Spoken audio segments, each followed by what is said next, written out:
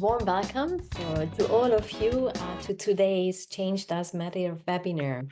It's been almost 2 years that I started this webinar series with people who are change mavericks like yourselves, who are either practitioners or leaders driving change and who are curious to get together time to time to see how we can improve, strengthen our skills or knowledge, what new insights come up, but also who want to have fun and feel entertained. So today, for those of you who've been here with me a couple of times, you know you're going to have a little Terry, then some case studies, and I've also got some movie clips from Hollywood movies that I'm sure will trigger some memories, but also a different way you are going to look at some of those famous stories when it comes to cracking the code of resistance.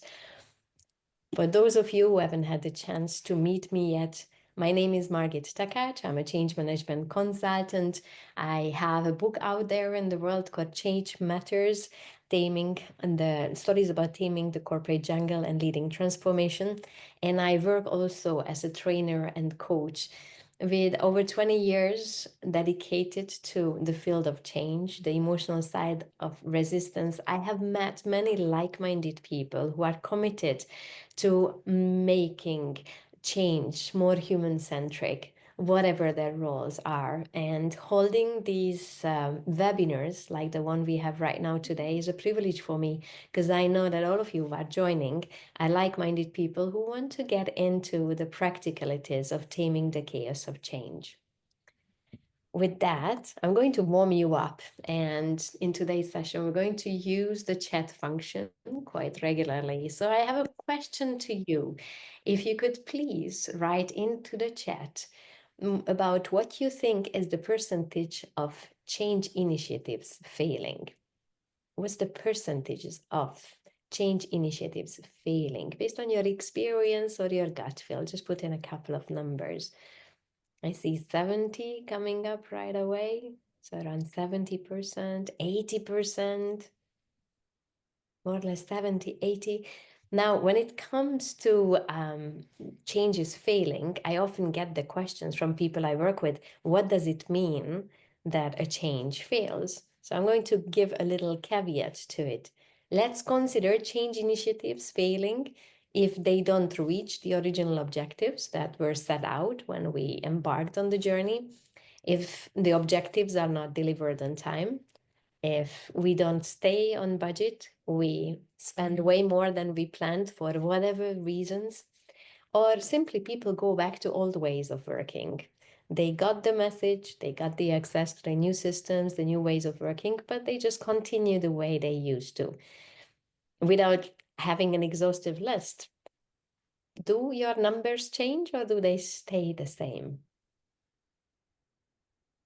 Seems for most of you it stays or even goes up, still high 80s. It's quite sad, isn't it, Claire? Or even Simon, I saw your comment, because that means that if we spend 10 hours on a change project, 7 or 8 hours are in vain, and it's a sad news. That's why I'm glad to get together people who are committed to seeing what we can do about it and how to decrease that number. To show you a bit of a scientific reference, research-based reference, I thought I would show you just 3 quotes. General Electric for decades have been quoted as one of the pioneers of the field of change management. And I do like reading about them and learning from them because it was probably one of the first organizations, large organizations, who did a lot of efforts to bring in John Kotter's, the godfathers of change management, teaching into the practical world of their company. And they said that 100% of changes evaluated as successful had a good technical solution, a project plan. And over 98% of all changes that were considered unsuccessful, a failing initiative, also had a good technical solution. And most of us have to read that statement a couple of times, but if you look at it, what is the differentiating factor? What do you think? What's the differentiating factor between these 100% successful, 98 unsuccessful, and they both had good technical solutions?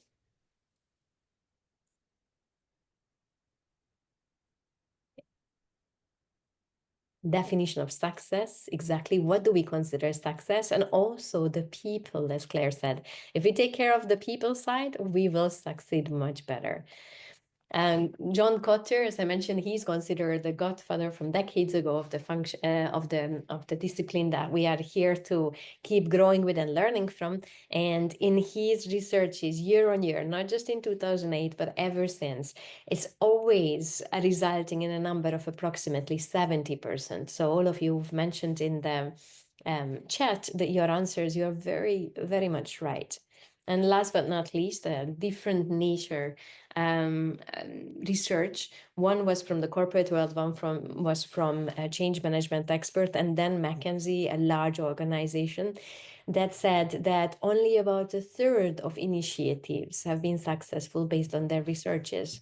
Now, if we want to calculate it, that's up to 66% of initiatives failing, which is a striking number because it means that despite our best efforts, the likelihood of failure, one way or the other, based on objectives, changing behaviors or not, budget and time, is way too high. So by getting together, we can see what we can do about it, how we can make the success rate a little higher.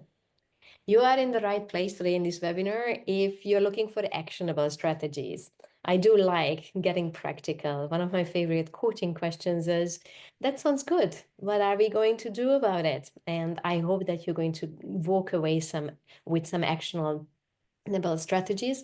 If you're curious to understand what are the typical root causes of resistance, by definition, by training, I'm not a psychologist and I don't claim to be yet. Given my dedication to the profession, I have done many researches, certifications, and programs that allow me to stand in front of you and share with you some typical root causes that hopefully simplify the world of naysayers for us.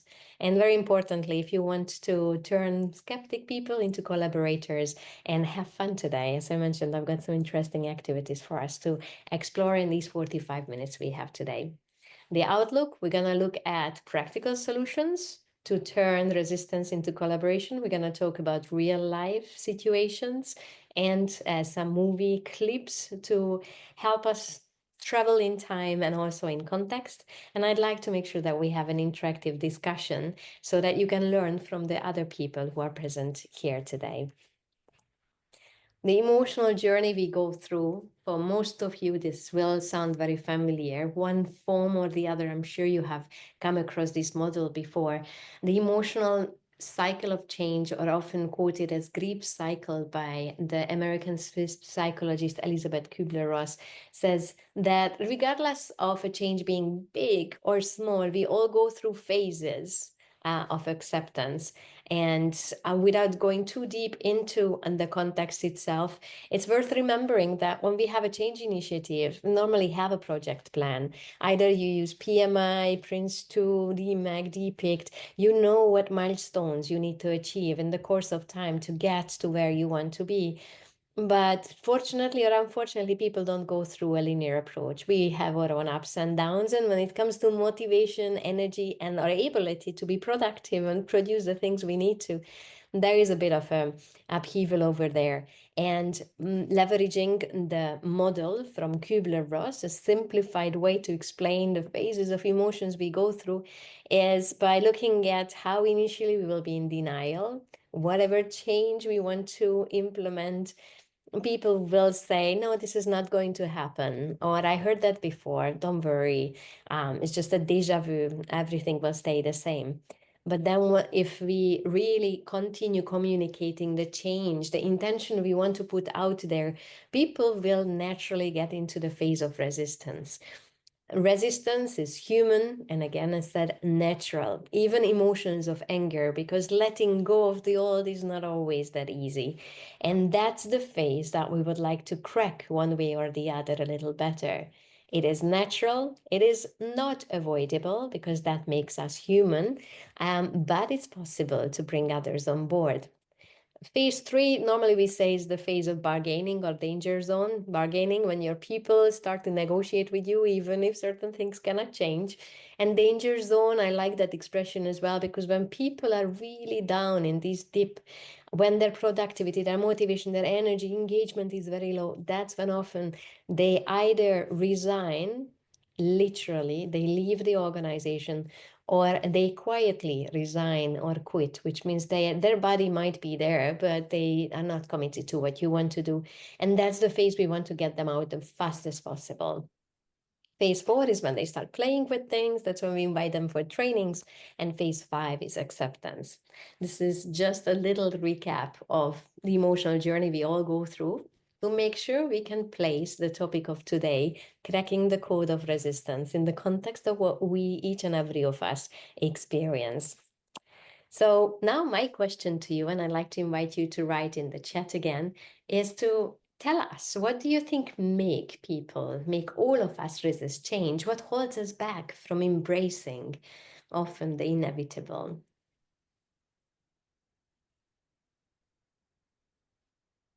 Misinformation, and how true that is. What an issue it is nowadays, right?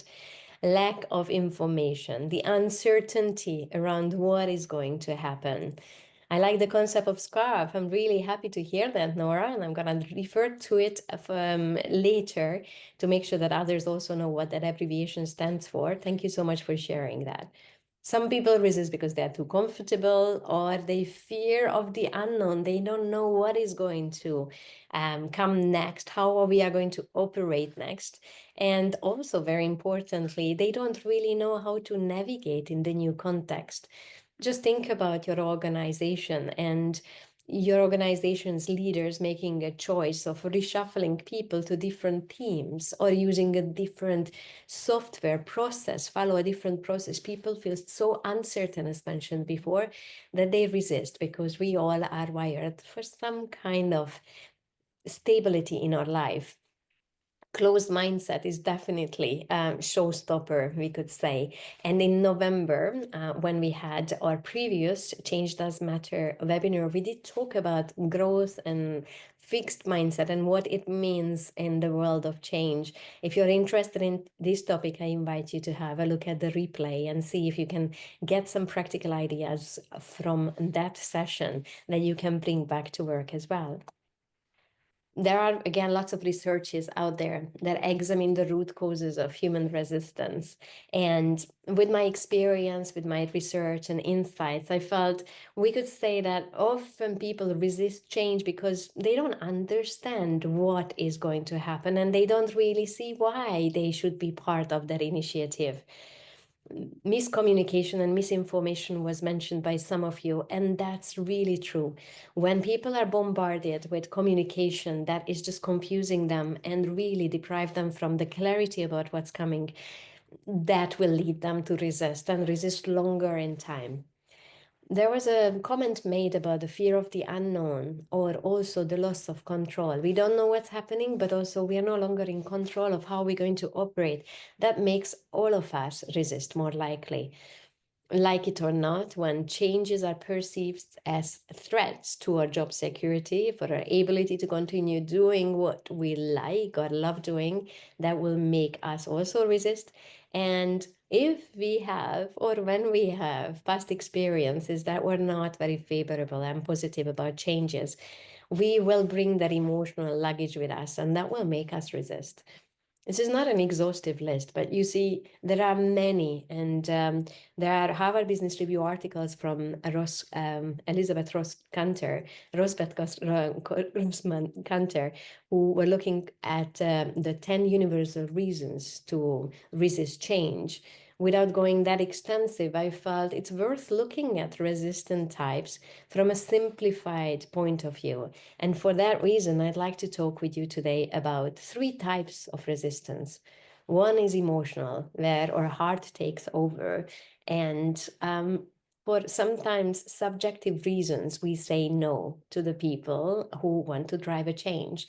The second one is logical resistance, when it's not our heart, it's our head, where rationally we cannot make peace with what's coming.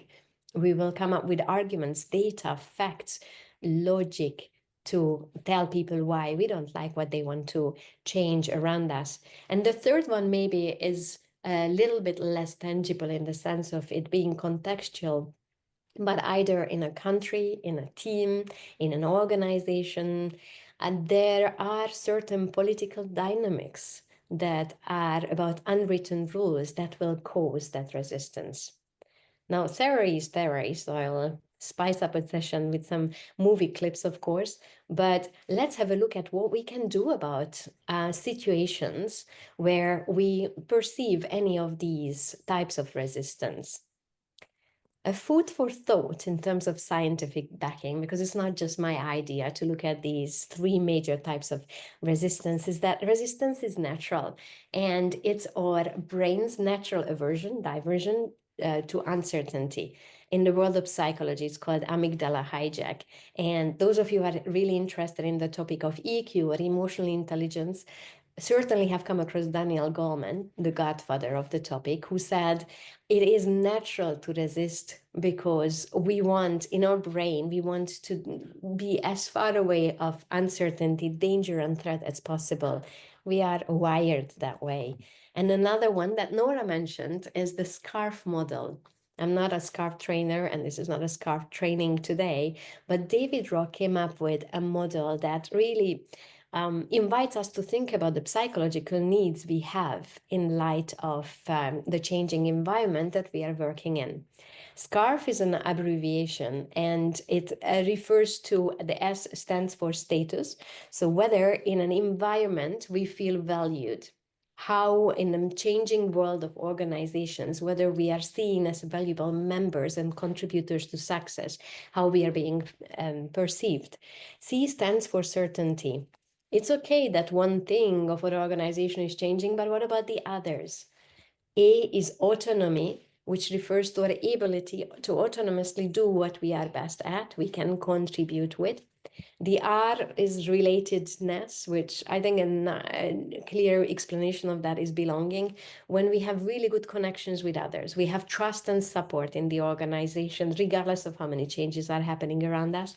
And fairness or fair treatment within an organization or a change context. If any of these five drivers needs, psychological needs are not met, people will resist change. Again, I will invite Nora to put into the chat any links that you might find valuable. Should you be interested in diving deeper into this model with the help of an expert in the group already, you can already learn from one another. So there is a scientific backing to that. Having worked for over 20 years in the world of change and the corporate world mostly, I've got two little stories for you. Companies that I'm sure one way or the other will seem and will be familiar to you. The first company was Nokia. Nokia, as you might know from articles, case studies, researches, had the initial idea of innovating in the world of mobile phones, but they had internal resistance to the innovative ideas. From within, they could not get enough people to be interested in taking mobile phones to the next level, and they failed to adapt. Now, Nokia still exists, but in a very different way than we knew it 2 decades ago. And we can say that as mobile phone gurus, dominant players, they definitely lost that market role and relevance as well. Netflix, I know often amongst my students in the business school where I teach that generates quite some emotions about it being a good practice or a bad practice, but it's a company that we would all be familiar with. They actually admit that at the initial phase, there was early resistance inside to the idea of streaming. Now, those of you who might have got a couple of decades of life behind you, you probably remember Blockbusters and the other DVD rentals. One of the key market issues that they found is that bringing back the DVDs at the time was time consuming, tracking, all of that. So Netflix said, okay, we are going to do a subscription-based DVD rental. And by paying monthly fee, they give better access to customers to entertainment through movies. When that was going out of shape and out of fashion, that's when they said we're gonna do the streaming. But maybe many of you haven't known that actually both internally and externally, people said a lot that we don't want streaming. It's not safe enough, it's not good enough. But the leadership team at the time, they did prepare for a strategic change communication, and they kept talking about the long-term benefits. And as of 2025, we know how well they are doing on that field. I think Netflix's case is a good reminder that not every company is always innovative and ready to embrace change. Even they had their challenges. And thanks to overcoming that with the right strategic communication and change management, they disrupted the market and they are the leaders in their field. So there is hope out there, but a lot depends on us who are forming part of large organizations or smaller organizations. In one word, having listened to Nokia and Netflix, familiar companies, what is your takeaway from these case studies? Any word that comes to your mind that describes your aha moment about the scenario I shared with you about Nokia and Netflix?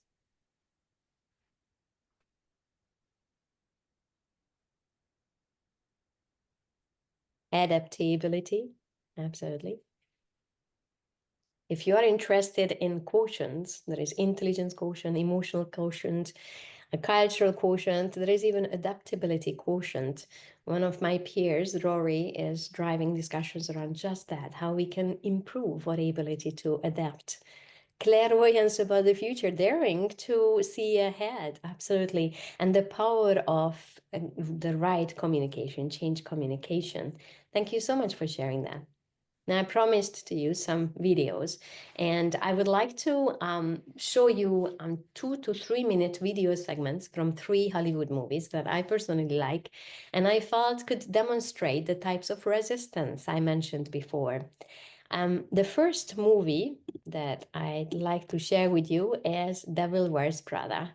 Hopefully, many of you are familiar with the story. It's a movie that was filmed in 2006, and the young journalist, this lady, Andy, navigates the high pressure world of fashion where Meryl Streep, the boss, is driving very forcefully the business towards success.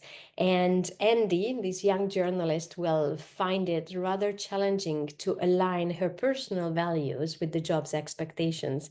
And in these 2 minutes, you will see how Andy Sachs, this young lady, interviews for a position in a high fashion magazine, which is managed by Meryl Streep or Miranda Priestly in the movie. I would like to invite you to think about what could be done in a similar situation where between the employee and the manager, there is really not much alignment in terms of values and emotional reasons to be part of the organization. So let's listen to this short movie clip.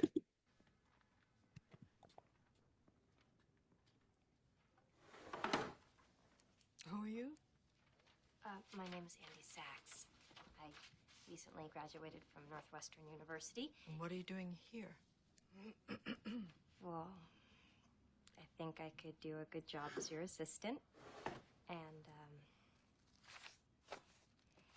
yeah, I came to New York to be a journalist and sent letters out everywhere and then finally got a call from Elias Clark and met with Sherry up at Human Resources. And basically, it's this or Auto Universe. So you don't read Runway? No. And before today, you had never heard of me? No. And you have no style or sense of fashion? Well, I think that depends on what you're... No. That wasn't a question. I was editor-in-chief of the Daily Northwestern. I also won a national competition for college journalists with my series on the Janitors Union, which exposed the exploitation of...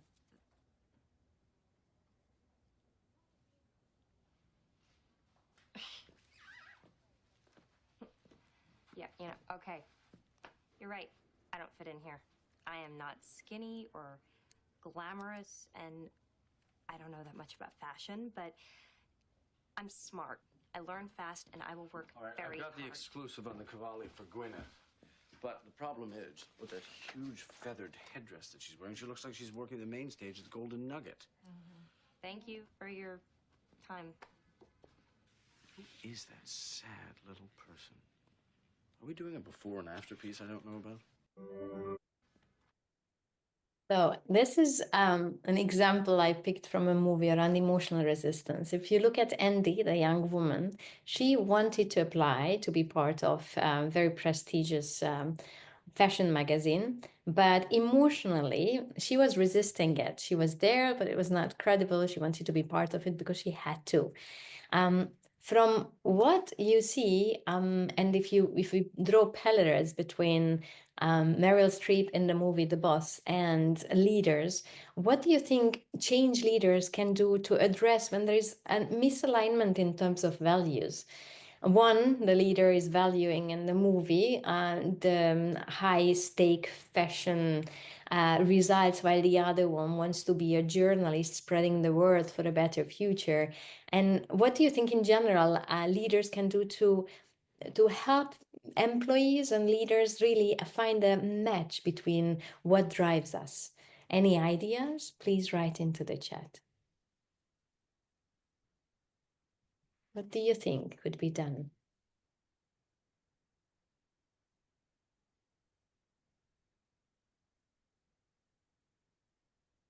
Listen and then talk. So important. Thank you so very much, Ho.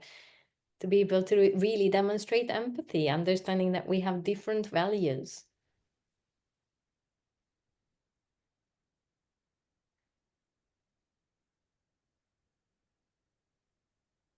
Whilst I'm waiting for more, I'm just going to show you a couple of practices that I believe make a difference, which is facilitating an open dialogue. It's always a good way to do that. And it's also, as Dali mentioned, being open-minded and intuitive to open up to the change and open the doors. Now, something that I find very practical and in my work life have already faced as a possible challenge is when personal and organization values don't match. Saying things such as, this initiative is contributing to us as an organization to show how innovative we are. But it's not just asking you to be innovative and do things in a very new way, but also it will help you build new skills, give you new growth opportunities, to show both sides of the situation. And co-creation of how we're going to make things happen is really important. So acknowledging that the values, what people pay most attention to can be different, but by creating together workflows and processes, we have a common ground to build on. The second movie is from Hidden Figures. It was filmed about a decade ago, a bit less than a decade ago, and it was also in the Oscars, so you might have come across it. There in the movie, there were three brilliant African-American women mathematicians at the NASA. And they have to overcome a lot of hurdles within NASA with regards to racial and gender barriers and bias. In this very impactful scene of 3 minutes, Catherine, one of the scientists, is going to confront the supervisor about the use of segregated restrooms and highlighting how systematic changes really block any organizations from succeeding. So let's have a look at this. Where the hell have you been? Everywhere I look, you're not where I need you to be. It's not my imagination. Now, where the hell do you go every day? To the bathroom, sir. To the bathroom. To the damn bathroom. For 40 minutes a day? What are you doing there? We're T-minus 0 here. I put a lot of faith in you. There's no bathroom for me here. What do you mean there's no bathroom for you here? There is no bathroom. There are no colored bathrooms in this building, or any building outside the West Campus, which is half a mile away. Did you know that?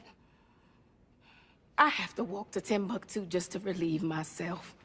And I can't use one of the handy bikes. Picture that, Mr. Harrison. My uniform, skirt below my knees, my heels, and a simple string of pearls. Well, I don't own pearls. Lord knows you don't pay colors enough to afford pearls. And I work like a dog, day and night, living off of coffee from a pot none of you want to touch.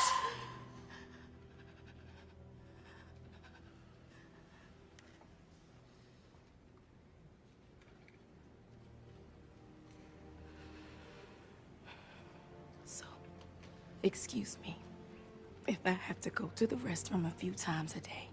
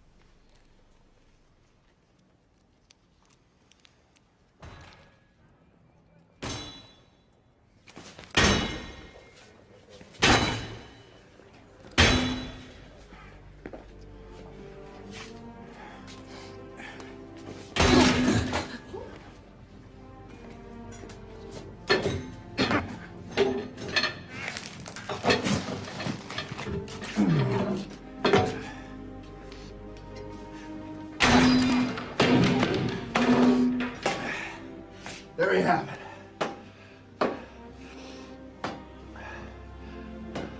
No more colored restrooms. No more white restrooms. Just plain old toilets. Go wherever you damn well please. Preferably closer to your desk.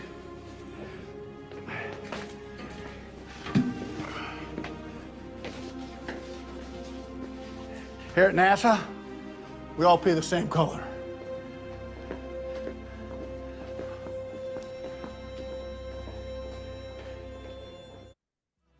A short snippet from Hidden Figures. Now, some people like arguing that's also political resistance, and I would say yes.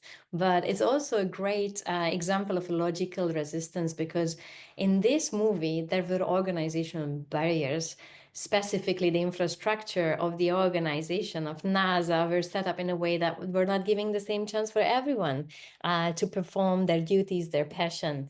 And in order to help leaders, change leaders like yourself, identify and address systematic barriers, fancy word of saying the colored women restroom issues that cause resistance, there are a few simple things you can do, such as regularly do stakeholder mapping and interviews with people.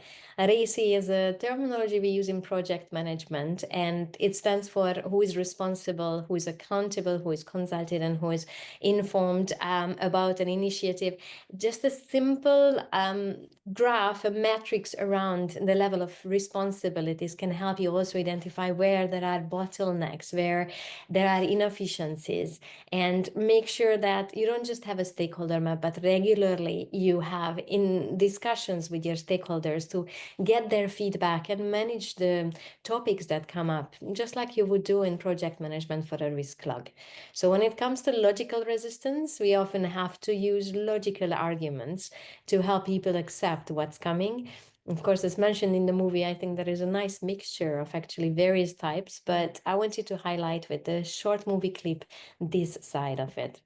And last but not least, it's from the world of sports. It's a movie from 2000-ish, Remember the Titans, with Denzel Washington, a classic movie. For those of you who are not yet familiar with the story, in the 1970s, a football team in Virginia had to overcome racial tensions, similar like in the previous movie, and had to really unite in order to be successful with Boone, the coach that Denzel Washington is playing. In this short video of 2 minutes, Coach Boone delivers a very powerful speech to his football team at Gettysburg, a very important historical site, addressing the elephant in the room. That was because of the political setup present there. Anybody know what this place is? This is Gettysburg. This is where they fought the Battle of Gettysburg. 50,000 men died right here on this field, fighting the same fight that we're still fighting amongst ourselves today. This green field right here, painted red, bubbling with the blood of young boys. Smoke and hot lead pouring right through their bodies. Listen to their souls, man. I killed my brother with malice in my heart. Hatred destroyed my family. You listen. You take a lesson from the dead. If we don't come together right now on this hollow ground, we too will be destroyed. Just like they were. I don't care if you like each other or not, but you will respect each other. And maybe, I don't know, maybe we'll learn to play this game like men. Political resistance, either in a football team or in the world of organizations, exist because of the power dynamics and prejudices we all have, or unconscious biases. But it's our role as change leaders and practitioners to help overcome that political resistance.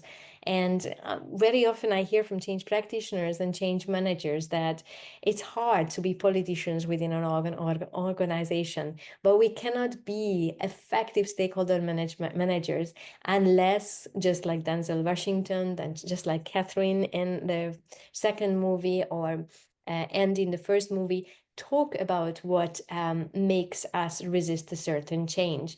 Political resistance is unavoidable, but something that can help us is by making sure that, building on the common values talked about before, we highlight the shared goals we have, we build teams that work across different functions and departments, and very importantly, we leverage the fact that in each and every organization there are tribal chiefs or champions, people that naturally influence others very well.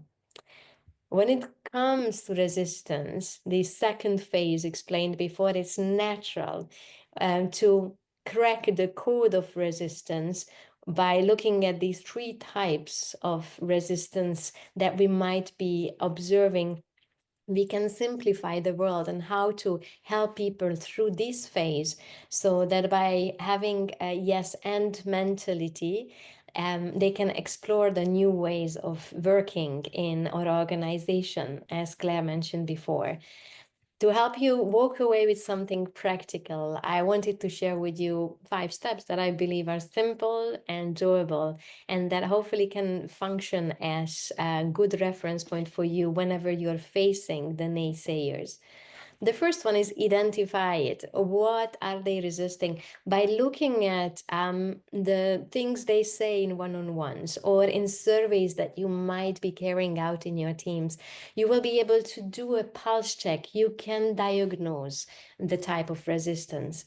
While there is no magic wand that will help us overcome all the objections to what we want to change at the workplace, I believe that by looking at the nature of the resistance being emotional, logical, or political, we can start building our plan to help them get through the emotional curve.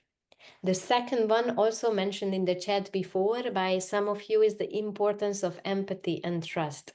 It's so important that we find the right basis to have the tough dialogues. I'm very aware that despite of some of us wanting to get along with everyone, it's often not possible. So build on the people who are already trusted, liaise with them if you don't have yet the trust and rapport with the naysayers to help them come on board.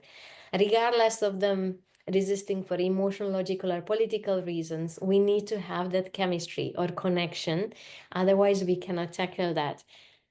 The third one is communicate the what's in it for me, beautifully said by some of the participants of today's webinar before. WIIFM stands for what's in it for me. Most of the organizations are brilliant at communicating the overarching business rationale, but we really need to find out how the life of the people impacted will change and what benefits they have.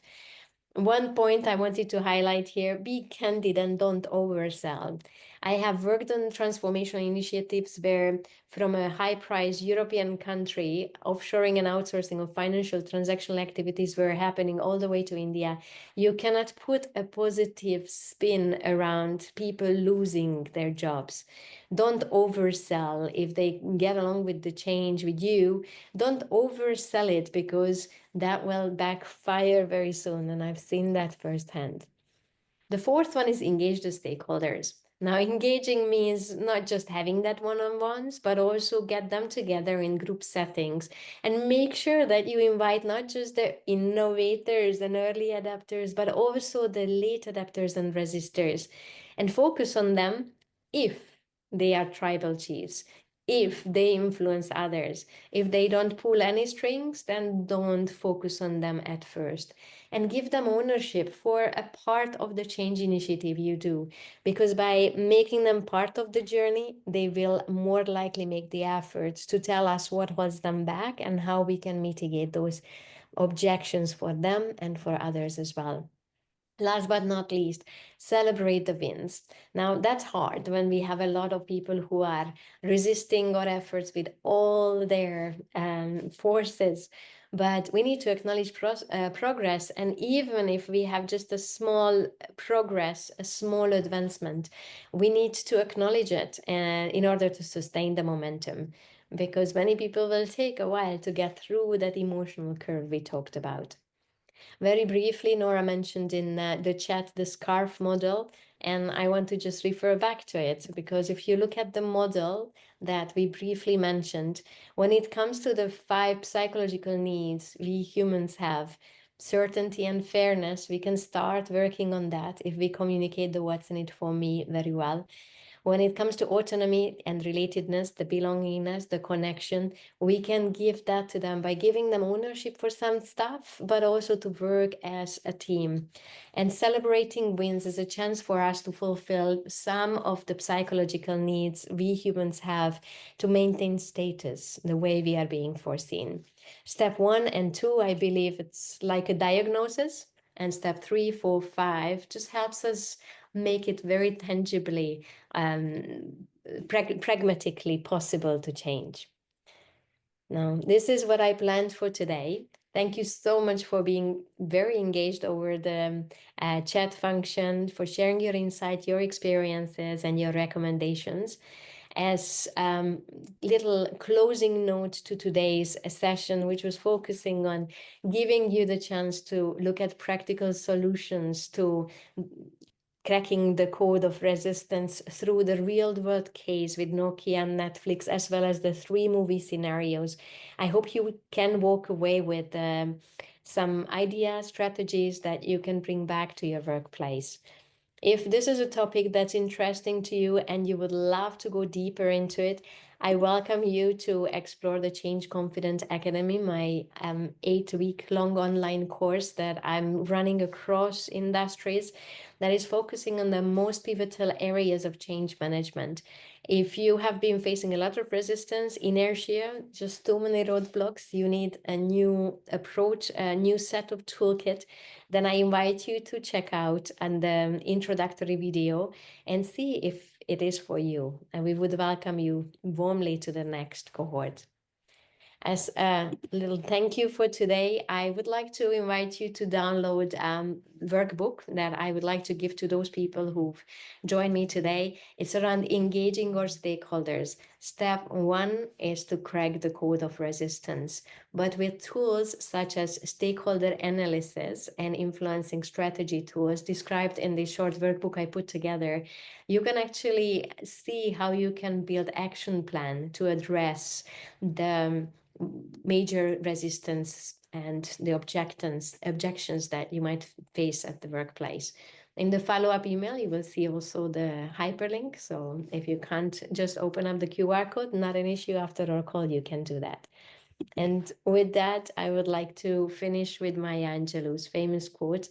I've learned that people will forget what you said, people will forget what you did, but they will never forget how you made them feel. When we face resistors, I guarantee they will remember how we made them feel. And as change practitioners, leaders, mavericks, we are here to make the world more human-centric, one step at a time. I hope today's workshop was interesting, relevant, and I look forward to staying in touch with you. Thank you so much for being part of today's dialogue.